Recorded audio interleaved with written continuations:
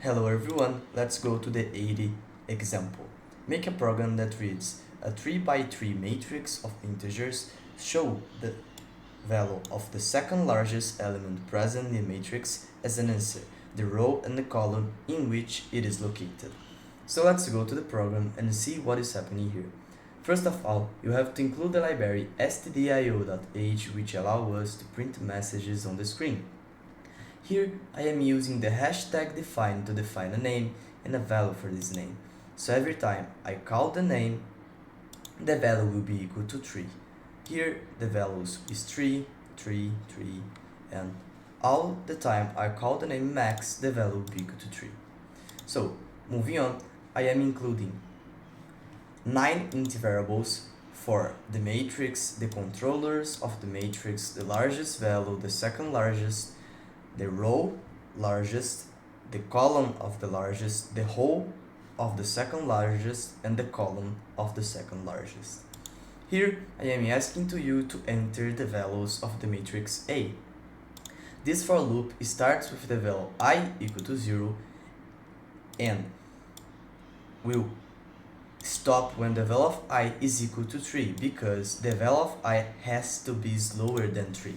As we remember, an array of three places starts with the value 0 and finish in the value 2.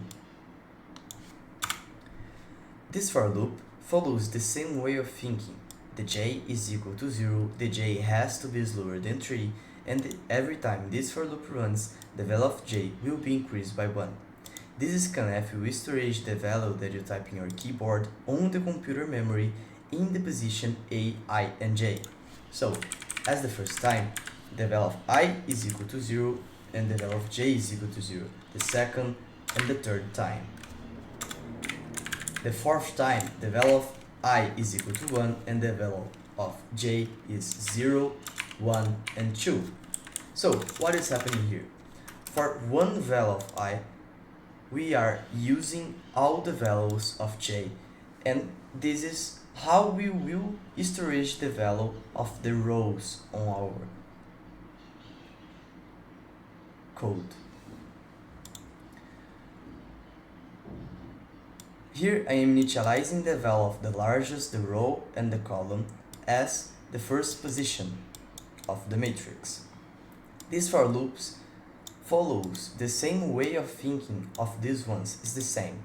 I am just running the values of the matrix. And if the largest value is lower than the current value that I am in the matrix, the second largest will be equal to the largest, the row of the second largest will be equal to the row of the largest, the same for the column, the row of the largest will change for the current one, and the same for the column, and the largest will be equal to the value in this position. So, why we have this else if? Because, for example, the largest value is 9 and the current value is 8, but the second largest value is 8.